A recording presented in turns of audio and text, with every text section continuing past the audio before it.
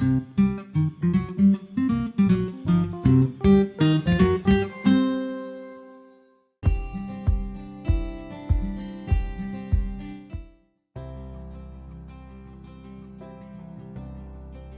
everyone, my name is Dr. Nidhi Singh. I'm a practicing dermatologist in Indore.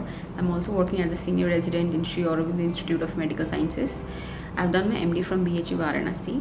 I'm here to talk about a very common skin condition, acne, or commonly referred to as pimple. I'll be talking about a few misconceptions surrounding this topic. And this video is for the common population. And the first and foremost misconception is that acne is a physiological condition and it will come and go on its own, which is not true. It is a pathological phenomenon, it's a disease, and it should be treated accordingly by a certified dermatologist, and patients should seek medical help in an early stage. And second is that acne, if not treated, it will lead to many complications and sequelae like scars and social embarrassment, low self-esteem, even depression can occur in patients of acne. So it should be treated. And other misconception is that acne should be punctured. People think that acne should be punctured and the secretion should be taken out, and so the acne will improve. But that is not true.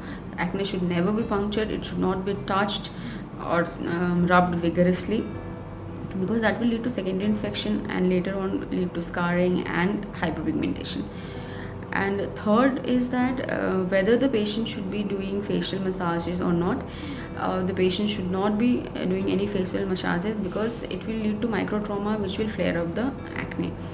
And another is that many people think that acne occurs in a teenage population, whereas this is not true. It may occur later stage of life also.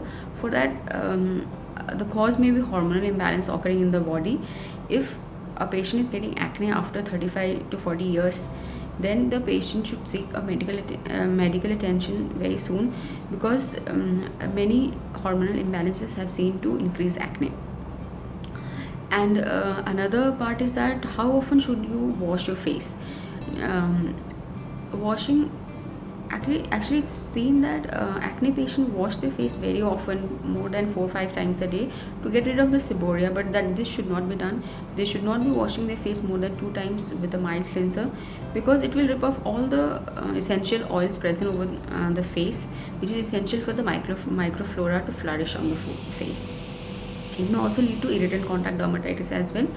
And another topic regarding acne is that many patients ask regarding the dietary factor and oiling of the hair.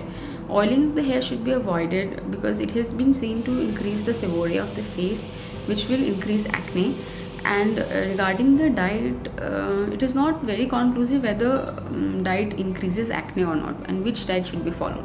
There are many people which say that diet rich in high glycemic index have shown to increase acne, but there is no confirmed conclusion regarding this. So it depends on the personal observation of the doctor or the patient. If a diet is shown to increase the acne or flare up the acne, you can avoid that diet. And another factor is that patients think that acne occurs only over the face, whereas it occurs over the other parts of the body, including chest, back, upper arms. So that those should also be treated. In fact, the truncal acne is shown to be more resistant to treatment than the facial acne, and it should be treated. The another factor is that, and patients think that acne is not treatable, it will go on its own, whereas this is not true. Acne is completely treatable, and it should be treated in early stage to prevent further scarring, or to prevent yourself from getting into a very expensive treatment later on, later stages after the damage is done. So better to seek help at early stage. So to conclude, I want to say acne is a pathological condition. It is a disease, and it should be treated, and it should be paid attention to rather than regretting later. So go to a doctor and see a doctor. To book an appointment with a cosmetologist or a dermatologist in your area, please visit www.skinandhairacademy.in.